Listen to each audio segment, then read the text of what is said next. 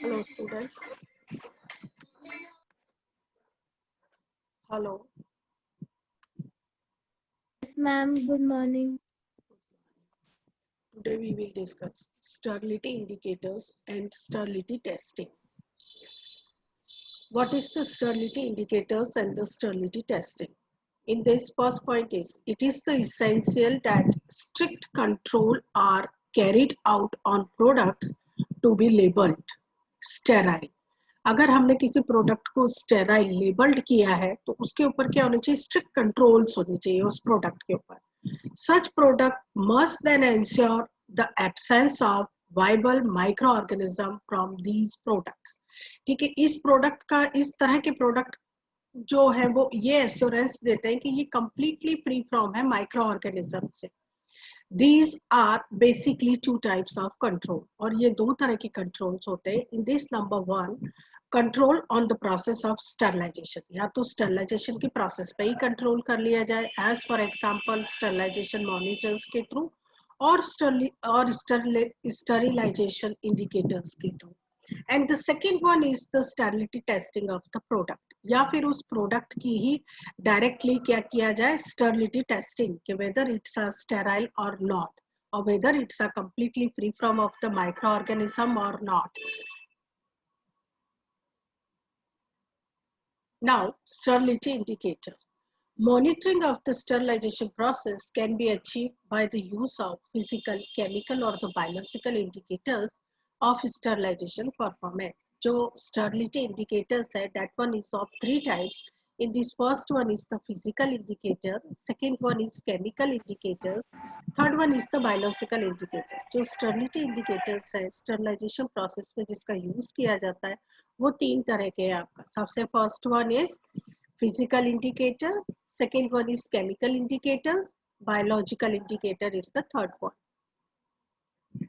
Physical indicators, physical indicators क्या है आपका, देख लीजिए. In this first one is moist heat. Moist heat में फिजिकल इंडिकेटर के लिए क्या पैरामीटर्स को कंट्रोल करना है, रिकॉर्ड करना है. In this first one is MPR. MPR means Master Process Record is prepared as a part of validation process. आपको Master Process Record prepared करना पड़ेगा, डॉक्यूमेंटेशन उसके अकॉर्डिंग तैयार करना पड़ेगा, ठीक है, प्रॉपर वैलिडेशन प्रोसेस के लिए. Then dry heat. Dry heat के अंदर टेम्परेचर रिकॉर्ड चार्ट, जो टेम्परेचर आपने रिकॉर्ड किया है ड्राई हीट ड्यूरेशन में, स्टेरिलिटी प्रोसेस के ड्यूरेशन में किसी मैन्युफैक्चरिंग यूनिट में, ठीक है, टेस्टिंग यूनिट ने जो भी चार्ट तैयार किया है, is prepared for each sterilization cycle. ये टेम्परेचर कंट्रोल चार्ट उसको प्रिपेयर करना पड़ेगा हर स्टेरिलाइजेशन साइकिल का जब भी ये परफॉर्म करेंगे तब, and compared against a master temperature record, और इसको मास्टर टेम्परेचर रिकॉर्ड्स के अगेंस्ट में कंपेयर करना पड़ेगा. Then radio sterilization. This sterilization through the radiation. A plastic dosimeter gives an accurate measure of the radiation dose absorbed. जो dosimeter है, physical indicators, वो बताता है आपका कि कितना डोज रेडिएशन का एब्सॉर्ब हुआ, and is considered to be the best technique. और यही आपका क्या है, बेस्ट टेक्निक है फॉर द स्टरलाइजेशन प्रोसेस के लिए. Then filtration. Filtration में bubble point pressure test is used. Bubble point pressure test का use किया जाता है for the determine the pore size of the filter paper. Filter paper के pore size को determine करने के लिए, ठीक है. moist heat में आप किसका use करते हैं, MPR, master process record prepare करना है. ड्राई हीट में उसको स्टैंडर्ड मास्टर प्रोसेस रिकॉर्ड से आपको क्या करना है, कंपेयर करना है. ड्राई हीट प्रोसेस में टेम्परेचर रिकॉर्ड चार्ट बनाना है और उसे कंपेयर करना है मास्टर टेम्परेचर रिकॉर्ड से. रेडियो स्टरलाइजेशन में डोसीमीटर्स का यूज किया जाता है, ठीक है, कितना एक्यूरेट जो रेडिएशन का एब्जॉर्बेंस है, एब्जॉर्ब्ड हुई रेडिएशन स्टरलाइजेशन के ड्यूरेशन में वो नोट की जाती है, प्लस कंप्लीटली स्टेरिलाइज प्रोडक्ट हुआ कि नहीं. फिल्ट्रेशन में बबल पॉइंट प्रेशर टेस्ट का यूज किया जाता है पोर साइज को आइडेंटिफाई करने के लिए. किसके पोर साइज, फिल्टर पेपर के पोर साइज को आइडेंटिफाई करने के लिए. Gaseous sterilization में elevated temperatures are monitored for each sterilization cycle by temperature probes and routine leak tests are performed to ensure gas lifetime seals. ठीक है, जो gas leak तो नहीं हो रही उसके लिए क्या करना है, आपको रूटीन टेस्ट परफॉर्म करना है, प्लस एलिवेटेड टेम्परेचर, कितना टेम्परेचर इंक्रीज हुआ इसको मॉनिटर किया जाता है वाइल स्टरलाइजेशन साइकिल के ड्यूरेशन में. ये नोट करना है गैसेस स्टरलाइजेशन प्रोसेस में. Pressure and humidity measurements are recorded और pressure as well as humidity is also recorded. Now chemical indicators. Chemical indicators क्या है, इसके अंदर देख लीजिए ब्राउनिश ट्यूब. ब्राउनिश ट्यूब का यूज किया जाता है. These are small seal tubes containing a reaction mixture and an indicator. ठीक है, ये स्मॉल सील ट्यूब्स हैं और ये कंटेन करती हैं रिएक्शन मिक्सचर को और इंडिकेटर को. ठीक है, जब इस ब्राउनिश ट्यूब को आप उसके अंदर ऑटोक्लेव में रखेंगे तो भी जो टेम्परेचर हाइट होगा उसके अकॉर्डिंग इसका कलर चेंज हो जाएगा. ठीक है, इसी तरह से witness tube. Witness tube it consist of single crystalline substance. इसके अंदर सिर्फ एक ही तरह का सब्सटेंस फिल्डअप किया जाता है जो कि बताता है, जैसे कि आपको 115 डिग्री सेल्सियस टेम्परेचर पर वर्क करना है. ऑटोक्लेव का ये टेम्परेचर है 150 डिग्री सेल्सियस टेम्परेचर. इसके अंदर आप ऑटोक्लेव के अंदर केमिकल इंडिकेटर्स के यानी कि स्टरलाइजेशन प्रोसेस को मॉनिटर करने के लिए विटनेस ट्यूब रखते हैं. और जब ये सल्फर कंप्लीटली मेल्ट हो जाएगा, इसका मतलब कि ये 115 डिग्री सेल्सियस टेम्परेचर तक इसका क्या टेम्परेचर पहुंच चुका है, क्योंकि सल्फर का एक भी क्रिस्टल नहीं बचा है विटनेस ट्यूब के अंदर. और ये इंडिकेट करता है, ये मॉनिटर हमको करना, और इंडिकेटर किसके लिए ये कि हमारा स्टरलाइजेशन प्रोसेस कंप्लीट हो चुका है जिस भी प्रोडक्ट को आपको स्टरलाइज करना है. Heat sensitive tape. Heat sensitive tape का भी यूज किया जाता है quantitatively in the Brownie Dick test. Brownie Dick test इसके लिए आप क्या करते हैं, यूज करते हैं. दिस इज द टेस्ट, यानी कि ब्राउनी डिक टेस्ट है. Is determine that all air is remove from dressing. सारी एयर जो है वो, जैसे कि एक ड्रेसिंग मटेरियल है, कोई जैसे ड्रेसिंग मटेरियल का एक पैक है, उसके अंदर ब्राउनी डिक टेस्ट का यूज कर रहे हैं. तो सारी air, all air is remove from dressing. Dressing में से कंप्लीटली एयर को रिमूव कर दिया है. And that subsequently steam penetrate has been even and rapid. और उसके बाद जो उसकी स्टीम पेनिट्रेट होगी उस मटेरियल के अंदर, वो क्या होनी चाहिए, इवन और rapid. And the tape is placed suitably wrapped at the centre of a test pack. और जो टैप है, कौन सा ऑल सेंसिटिव टैप है, वो एक जगह पे बहुत कंप्लीटली रैप्ड टेस्ट पैक के ऊपर प्लेस कर दिया जाएगा. All the bars on the tap should change colour. ठीक है, जो बार्स हैं टैप के वो क्या बताएंगे, आपका colour change to demonstrate full penetration of the steam. जब स्टीम कंप्लीटली पेनिट्रेट हो जाएगी तो वो आपको सेंसिटाइज करेंगे इधर कलर चेंज के थ्रू, और जो भी उसका मैकेनिज्म, और भी मैकेनिज्म के आते हैं टैप उसके थ्रू के. हाँ, ये कंप्लीटली इसके अंदर स्टीम पेनिट्रेट हो गई है और इस पैकेट का कंप्लीट स्टरलाइजेशन हो चुका है. Royces acid, it is a chemical indicator for ethylene oxide sterilization. Ethylene oxide sterilization के लिए ये आपका क्या है, chemical indicator है. These consist of, अब ये Royces acid के अंदर क्या है, polythene sachet. ठीक है, ये पॉलीथीन सैचेट है जो कि कंटेन करता है मैग्नीशियम क्लोराइड को, HCl को और ब्रोमो फिनॉल ब्लू इंडिकेटर को. 3 थिंग्स को ये कंटेन करेगा. इसमें से कोई भी एक थिंग्स, मैग्नीशियम क्लोराइड या फिर hydrochloric acid and bromophenol blue indicator. ठीक है, इसमें देख लीजिए single concentration time exposure to ethylene oxide. एक एक्सपोजर इथिलीन ऑक्साइड में उसको अगर एक्सपोज किया जाएगा, सिंगल कंसंट्रेशन जो उसका कंसंट्रेशन रिक्वायर्ड है, ठीक है, उस टाइम ड्यूरेशन में उसको एक्सपोज करना है ethylene oxide, result in the formation of ethylene chlorohydrin. अगर वो chlorohydrin magnesium chloride containing product है, HCl containing bromophenol blue indicator, तो वो क्या बना देगा, ethylene oxide indicator.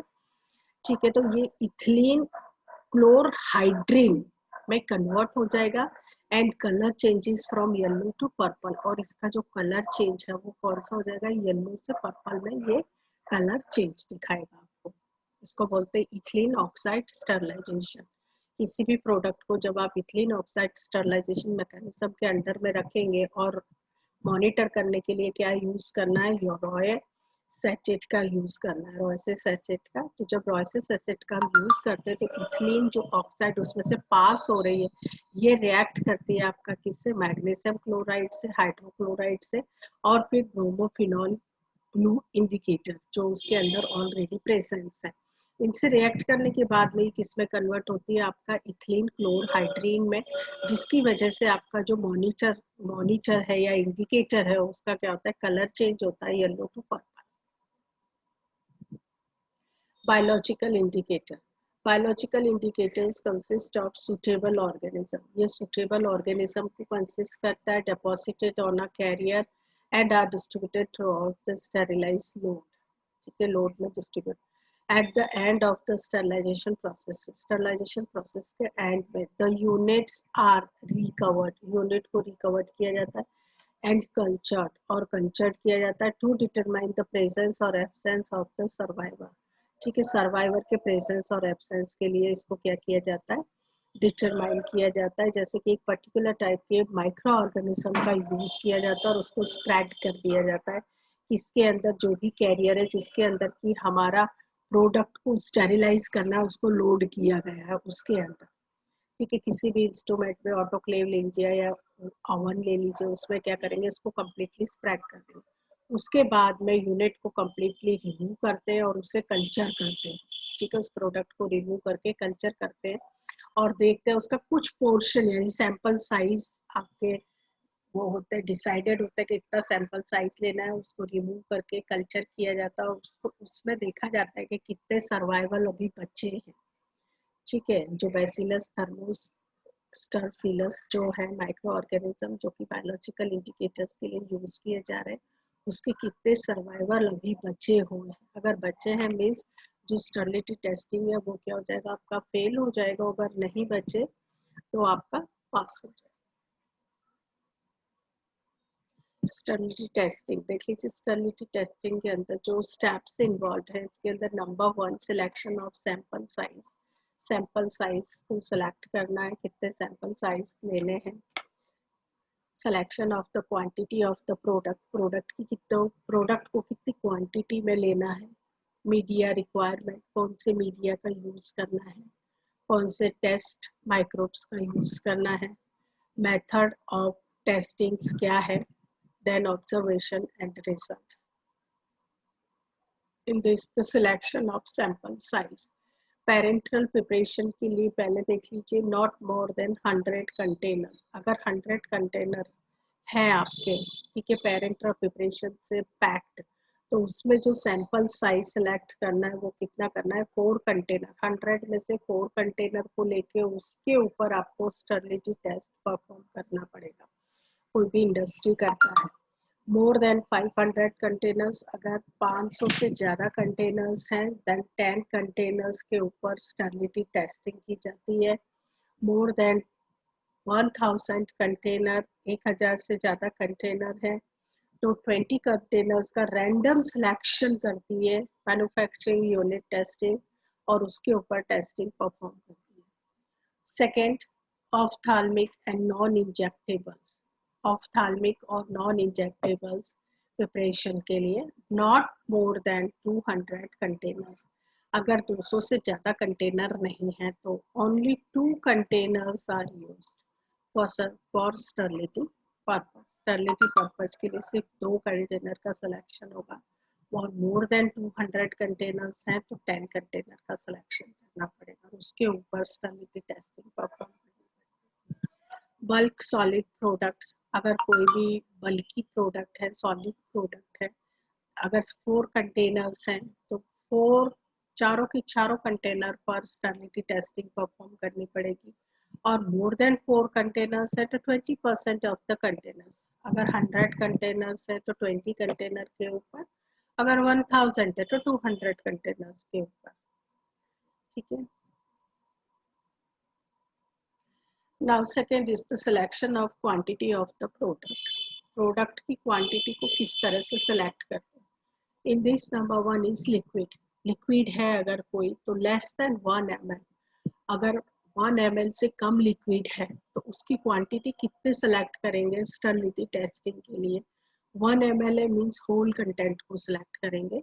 1 to 4 ml है तो हाफ ऑफ द कंटेंट, उसका 1 to 4 ml यानी कि 1 है तो 1 तो कम्प्लीटली सिलेक्ट हो ही रहा है। अगर 4 है आपका तो उसका हाफ यानी 2 ml कंटेंट को सिलेक्ट करेंगे।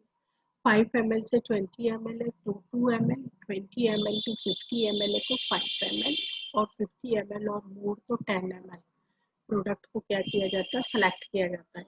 ये आपका क्या है, सिलेक्शन क्वांटिटी ली जाती है प्रोडक्ट को स्टरलाइज करने की टेस्टिंग के लिए। एंटीबायोटिक्स के लिए 1 ml टेस्ट सैंपल लिया जाएगा क्वांटिटी में। Cream, ointment, suspension 200 milligram from each container. Her container में से 200 मिलीग्राम सैंपल्स को सिलेक्ट किया जाएगा। सॉलिड्स हैं अगर आपका तो लेस देन 50 मिलीग्राम, 50 मिलीग्राम से कम है तो होल सैंपल को स्टर्लिटी टेस्टिंग के लिए चूज किया जाता है। अगर 50 मिलीग्राम टू 200 मिलीग्राम है तो half of the content from each container को सिलेक्ट किया जाता है आपका किसके लिए, स्टर्लिटी टेस्टिंग के लिए। 200 मिलीग्राम और ग्रेटर देन दिस, ठीक है, 200 मिलीग्राम या उससे ज़्यादा है तो 100 मिलीग्राम सैंपल साइज को सेलेक्ट। मीडिया यूज्ड, कौन सा मीडियम यूज करते हैं उसको कल्चर करने के लिए। सबसे first one is fluid thioglycollate medium. Fluid thioglycollate medium used with clear fluid product. Clear fluid यानी फ्लूइड प्रोडक्ट के साथ यूज किया जाता है। Used for culture of anaerobic bacteria. Anaerobic bacteria के कल्चर के लिए इसका यूज किया जाता है। However, it will also detect aerobic bacteria. लेकिन ये आपका क्या है, aerobic bacteria को भी डिटेक्ट कर सकता है। Second culture media is alternative thioglycolate medium. Alternative thioglycolate medium used with turbid और viscid products. Viscid product और turbid products के लिए mostly यूज किया जाता है for the culture of anaerobic condition. Anaerobic condition की culture में एनारोबिक कंडीशन यानी एनारोबिक बैक्टीरिया को फाइंड आउट करने के लिए। Third, soybean casein digest medium. Soybean casein digest medium है, यूज्ड फॉर टर्बिड और विसिड प्रोडक्ट्स के लिए यूज करते हैं इसको। For both fungi and aerobic bacteria के डिटर्मिनेशन के लिए इसका क्या यूज किया जाता है, ये मीडिया का यूज करते हैं soybean casein digest medium. Now test microbes. Test microbes कौन कौन से हैं आपके देख लीजिए। फ्लूइड थायोग्लाइकोलेट मीडियम में टेस्ट माइक्रोब्स जो आइडेंटिफाई किए जाते हैं माइक्रोब्स जिसके थ्रू पता चलता है कि हमारी स्टेरिलिटी टेस्टिंग परफॉर्म हो पाई है कि नहीं। This one Staphylococcus aureus, Clostridium sporogenes, Pseudomonas aeruginosa. Alternative thioglycolate medium के through Bacillus subtilis and Clostridium sporogenes. Soybean casein digest medium के through Aspergillus, Bacillus and Candida albicans का यूज किया जाता है। ये टेस्ट माइक्रोब्स का यूज करते हैं इस वीडियो में। देन टेस्ट मेथड, कौन से मेथड्स को फॉलो अप करते हैं। This two method is mainly followed. First one is membrane filtration method. Membrane filtration method का यूज किया जाता है। Second one is direct inoculation method. Direct inoculation method का यूज करते हैं। मेम्ब्रेन फिल्ट्रेशन मेथड यानी कि जिस प्रोडक्ट को मेम्ब्रेन फिल्ट्रेशन के थ्रू फिल्टर करते हैं यानी फिल्ट्रेशन प्रोसेस का यूज करके प्रोडक्ट को स्टेराइल करते हैं, उसके अंदर आप डायरेक्टली जिस फिल्टर के थ्रू फिल्टर किया गया है उसी फिल्टर को पीसेस में कट करके मीडिया में कल्चर करके चेक कर सकते हैं क्या ये सॉल्यूशन टर्बिड हुआ है, क्या ओवर ग्रोथ इसके अंदर किसी भी माइक्रो ऑर्गेनिज्म की ग्रोथ है कि नहीं। और डायरेक्ट इनोकुलेशन मेथड का मतलब है कि जिसका हम फिल्टर पेपर यूज करके यानी कि फिल्टर पेपर से उस सॉल्यूशन को पास नहीं किया गया है, बाकी दूसरे मेथड्स के थ्रू, रेडिएशन के थ्रू, गैसियस मेथड्स के थ्रू उसको स्टरलाइजेशन किया गया है, तब आप कौन से मेथड का परफॉर्म करते हैं? Direct inoculation method. इसमें देख लीजिए मेम्ब्रेन फिल्ट्रेशन। मेम्ब्रेन फिल्ट्रेशन किस तरह से करते हैं? First clean the membrane filter unit. Membrane filter unit को क्लीन कर दिया। स्टरलाइज द यूनिट को स्टरलाइज कर दिया। And membrane filter separated by moist heat sterilization. और जो मेम्ब्रेन फिल्टर है उसको सेपरेटली, ठीक है, किया जाता है किससे? मॉइस्ट हीट स्टरलाइजेशन से। यानी कि जो मेम्ब्रेन फिल्टर जो आप यूज कर रहे हैं स्टरलिटी यूनिट में प्रोडक्ट को स्टरलाइज करने के लिए, उसको पहले आपको ऑटो क्लीन से स्टरलाइज करना है। Transfer the unit on laminar air flow bench और असेप्टिक एरिया में हम अपनी कंप्लीट यूनिट को ट्रांसफर करेंगे and place the membrane filter in the unit as shown in the figure. Figure देख लीजिए, इस तरह से आप अपना क्या रख देंगे? Filter paper. फिल्टर पेपर को देख लीजिए कट किया है 2 पीसेस में। एक पीस आपने मेम्ब्रेन फिल्ट्रेशन मेथड के लिए कौन से? थायोग्लाइकोलेज मीडियम के अंदर रख दिया है, ठीक है, ये स्टैंडर्ड थायोग्लाइकोलेज मीडियम है। अब इसमें हम दोनों का कंपैरिजन करते हैं कि अगर हमने ये पेपर का पीस रखा है मेम्ब्रेन फिल्टर पेपर का, तो क्या इसके अंदर ग्रोथ हो रही है माइक्रो ऑर्गेनिज्म की? अगर ग्रोथ ऑब्जर्व हो रही है मीन्स हमारा जो टेस्ट है वो क्या हो गया? फेल हो गया। अगर ग्रोथ ऑब्जर्व नहीं हो रही है यानी कि पास हो गया। इसको 2 पीसेस में कट करते हैं, एक आपका इस वाले पीस में FTM में रखते हैं और एक SCDM यानी कि सोयाबीन सेसिंग डाइजेस्ट मीडियम के अंदर प्लेस करते हैं और दोनों को स्टैंडर्ड से कंपेयर करते हैं। देख लीजिए, pass all the solution through the filter under vacuum. सारे सॉल्यूशन को हमने पास कर दिया। आफ्टर फिल्ट्रेशन, फिल्ट्रेशन के बाद में the membrane is removed aseptically. Membrane को असेप्टिकली रिमूव करना है and cut into 2 parts using sterile scissor। और उसे 2 parts में कट करना है using sterile scissor। sterile scissor का यूज करते हैं। 1/2 of the membrane filter is placed in 100 ml of fluid thioglycolate medium। thioglycolate medium के अंदर उसको क्या करना है? प्लेस करना है and incubate at 30 to 35 degree Celsius temperature for not less than 7 days। 7 days से कम दिन के लिए नहीं रखना है, उससे 7 डेज के लिए रखना है। 30 to 35 डिग्री सेल्सियस टेम्परेचर के लिए इंक्यूबेट करना है। और जो दूसरा हाफ पार्ट है मेम्ब्रेन फिल्टर का, is placed in soybean casein digest medium के अंदर उसको प्लेस करना है and incubate at 20 to 25 degree Celsius for not less than 7 days. 7 दिन से कम दिन के लिए उसे प्लेस नहीं करना है, 7 डेज के लिए रखना है। 20 to 25 डिग्री सेल्सियस टेम्परेचर पर, और ये 30 to 35 डिग्री सेल्सियस टेम्परेचर। इसमें देख लीजिए observation. Observe the turbidity in the medium. Medium के अंदर टर्बिडिटी को ऑब्जर्व करिए by comparing with standard tube. Standard tube की कंपैरिजन में this one is the standard tube.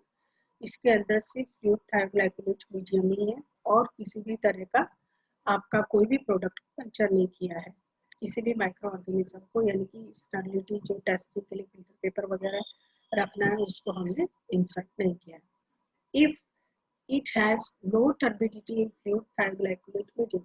और fluid thioglycolate medium में अगर किसी भी तरह की कोई turbidity नहीं है, और दूसरा कौन सा सैंपल है हमारा?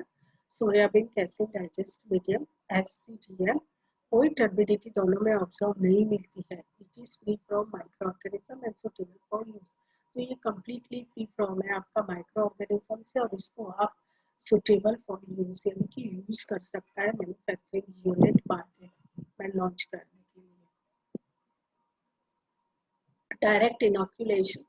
डायरेक्ट इनोकुलेशन मेथड में क्या है? कॉटन और प्री फिल्ड सिरिंज। आप देखिए कॉटन का ये पीस है। कॉटन पीस फिल्टर पेपर उसके अंदर से तो डायरेक्टली जो प्रोडक्ट था वो पास हो गया था फिल्टर पेपर में से, लेकिन जिस प्रोडक्ट को हम फिल्टर मीडिया का यूज करके पास नहीं कर सकते या उसको स्टेराइल नहीं कर सकते, दूसरे वे से स्टेराइल करते हैं, उसके अंदर क्या है? एक कॉटन ले लीजिए। उस कॉटन के अंदर जो कॉटन है उसको डायरेक्टली ट्रांसफर करना है कल्चर मीडिया में यूजिंग स्टेराइल इंस्ट्रूमेंट और स्टेराइल फोर्सेप का यूज करके। ठीक है, इस कॉटन को आप डायरेक्टली ट्रांसफर कर दीजिए कल्चर मीडिया के अंदर इंक्यूबेट सैंपल कंटेनिंग, दोनों को जैसे सेम पहले प्रोसेस फॉलो अप किया था फ्लूइड थायोग्लाइकोलेज मीडियम में 30 to 35 डिग्री सेल्सियस टेम्परेचर तक और नॉट लेस देन 7 डेज। ठीक है, इसमें भी सोयाबीन कैसिन डाइजेस्ट मीडियम में 20 to 25 डिग्री सेल्सियस टेम्परेचर तक रखना है for not less than 7 days. 7 days से कम नहीं होना चाहिए। यानी कि जो भी प्रोडक्ट है आपका पहले इसके अंदर एब्जॉर्ब करना पड़ेगा कॉटन के अंदर। कॉटन के अंदर एब्जॉर्ब करने के बाद उसको जो स्टेराइल किया हुआ प्रोडक्ट है उसकी क्वांटिटी बता रही हूँ, वो सैंपल साइज को कॉटन के अंदर एब्जॉर्ब कर दीजिए। कॉटन के अंदर एब्जॉर्ब करने के बाद में उसे फ्लूइड थायोग्लाइकोलेज मीडियम में रखना है एक सैंपल में। ये आपका हो गया टेस्ट सैंपल। ठीक है, और ये वाला आपका स्टैंडर्ड कंट्रोल सेम आपका कैसिन सोयाबीन मीडियम के लिए यूज करना है और ये आपका स्टैंडर्ड सोयाबीन कैसिन मीडियम हो जाएगा। ठीक है, ऑब्जर्वेशन देख लीजिए। Observe the turbidity in the medium by comparing with standard tube. Standard tube की कंपैरिजन में जो मीडियम है उसके अंदर टर्बिडिटी कंपेयर कर लीजिए।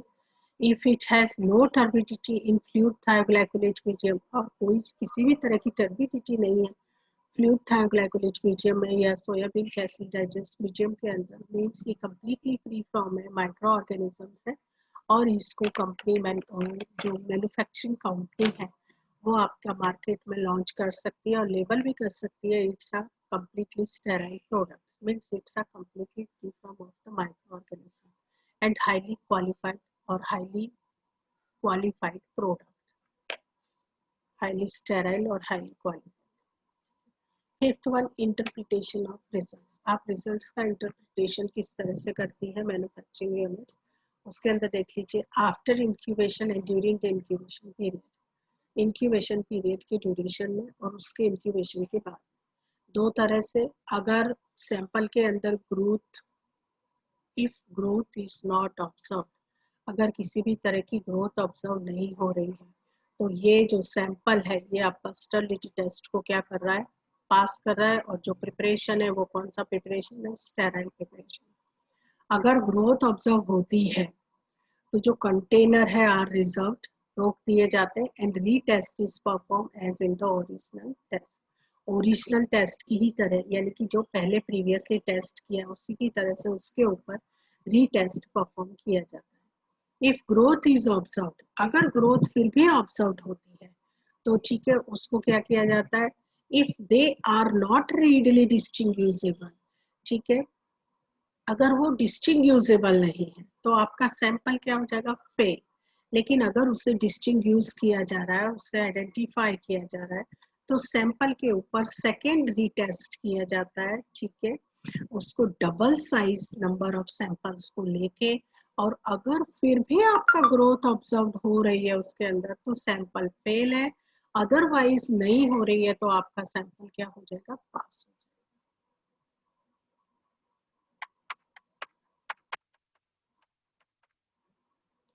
अगर आप लोगों को कोई डाउट है